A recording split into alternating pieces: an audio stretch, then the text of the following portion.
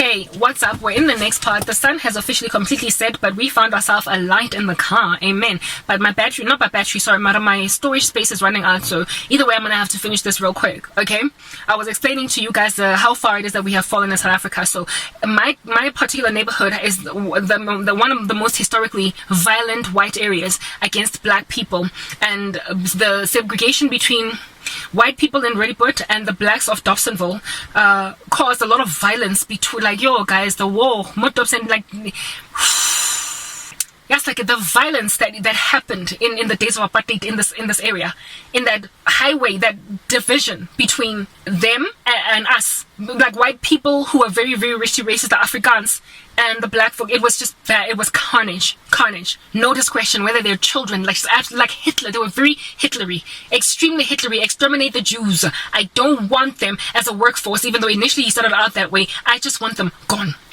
There were more lenient sections of white supremacy in this country to black people than the Boeramach that existed in areas, historically group areas, like the one that I am in, Roodepoort. And my little segment is Wilgehevel. So for us to have overcome that to a point where a person can just walk up and down like that partitioning road, you know, with between like Dobsonville and Roodepoort, for us to so easily just walk up and down,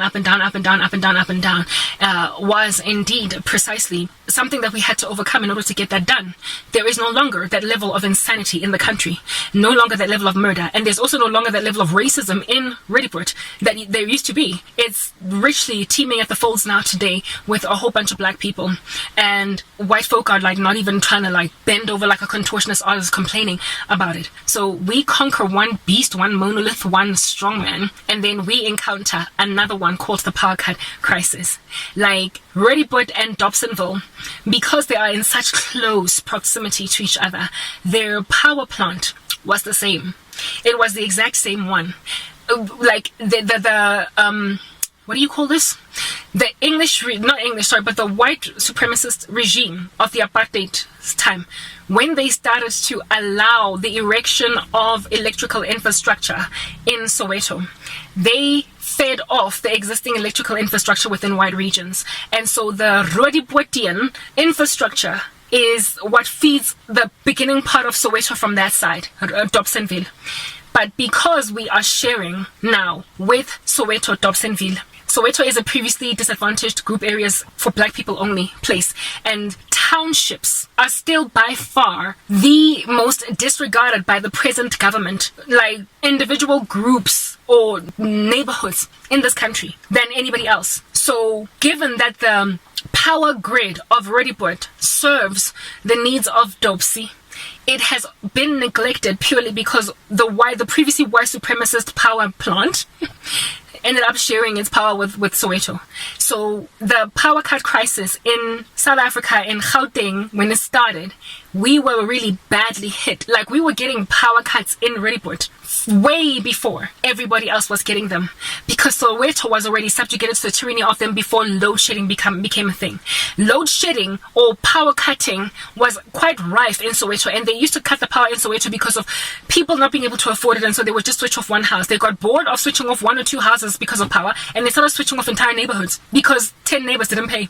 Like, it just became so bad. Like, they got so lazy to do the admin and to be focused on granular details that they, by collateral damage that everybody else suffered because of 2 or 3 people that could not pay, they stopped being willing to cut off the power supply of just one house.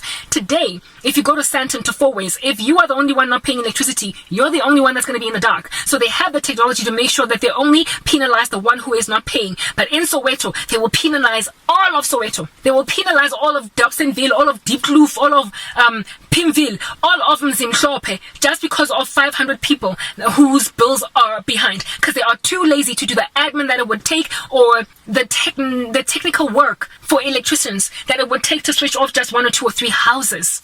Because that is like maintaining. You literally have to maintain some system that is very unique per house. They want a ubiquitous system that's just going to blanketly apply to everybody on a very remote level, like, you know, an automated system that's just going to switch everything off at the same time or switch it on all at the same time. They don't want to have to focus on individual houses, because that means you're gonna have to hire manpower, like an actual man who's going to either put a switch down for one house, or a system that is so sophisticated that it's going to know to switch off only Mr. Mazibugo's house, because he's the one that's not paying. So what they're doing is refusing to upgrade the software that is of that like sophisticated nature to switch off just one man's house, and so they're switching off everybody. However, we share a power grid with the Mazibugos of Dobsonville, the Ndlovus of Dobsonville, and because we share it with them, we were among the first to just be endured through like just these like harlotous power cuts before the whole country went through them. I was getting power. My mom has lived in Roodepoort for a very long amount of time. Many times she's lived in like Alberton and what have you, but largely she's been in the west of Johannesburg. She's been in the south as well quite a bit. So when I was like still like sure like just like when I was at university first year, end of high school, we lived in like Florida. Florida is part of Roodepoort, do you understand?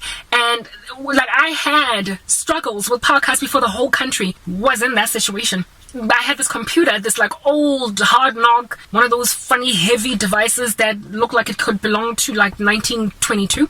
I had a computer like that at home that was like literally a hand-me-down that was given to my mom after quitting one job, and she just was able to leave with like a whole computer that plugs into a wall. And I used to do my assignments at Wits on that computer. I remember one time I submitted my assignment a day late because power got cut while I was still writing my assignment. Thankfully, I had saved about 75% of it, but the remaining 25% that I was literally just pressing save in order to now put it on my little floppy disk. No, not memory card. I'm old, I'm 38. Put it on my little floppy disk and take it to school and print it through the printers there at Wits University. I remember just as I was about to click save, the power going off, and I was so mad because it was the wee hours of the morning. I was only going to get 1 or 2 hours of sleep before going to school to submit my essay, and I had to like literally finish off my essay from scratch, put that content in again, the referrals, to a point where I submitted it a day late and got -5% for it because they cut the power. And at the time I was living in Florida. I was living in Florida. Before all of South Africa went through all this nonsense, I experienced it. When then we moved around Roodepoort, and now we found ourselves in Wilgehevel, and the whole country was going through load shedding. We were starting to go through load shedding. I went through way more load shedding than like my friends could relate to, than everybody else could relate to. It started really badly here, and the reason why it started so badly in my particular neighborhood was because we were too attached. We literally kissed a previously group area that is for black people, and the our black government was like literally backward enough to say, I'm sorry, Roodepoort, you just so happen to be kissing people that we are not even trying to cater to, despite now being a new like South Africa. So people in Roodepoort have been going through this way longer than everybody else because they kiss Soweto, and their power plants had to feed the situation in Dobsonville. And so therefore, when they correct issues or lack thereof, when they service, they literally have in mind that this is the Dobsonville people. I'm sorry, you guys sitting in Roodepoort, that you are collateral damage, but at the end of the day, you're not even the wealthiest white people in the country, so I'm sorry, just take it. So Roodepoort has been going through this. Like, if anybody at all has lived in Roodepoort for more than 10 years, they will know that we were among the first beneficiaries of the black government's indiscretion. So why these power cuts are a travesty in my particular neighborhood, and why this like reverse gentrification of my particular neighborhood is such a travesty is because this neighborhood of mine has conquered historical things that made this nation very rough to live in, and in conquering them they have been now subjugated to the tyranny of the same segregation and the same racial disparity that dwelled in the days of apartheid, albeit the individual people on the ground no longer walking in that state. Soweto is racistly undermined in these power cut crises, in these power cuts that are wreaking havoc. But the racist regime against Soweto is no longer the white supremacist government. It is the Uncle Tom government of this country, the black government that is so pro serving the needs of only genteel areas or gentrified areas of the country that they will completely disregard black neighborhoods, because apparently black people, a large portion of them, are so poor that they don't even pay for electricity anyway, so let's just switch them off. Next part.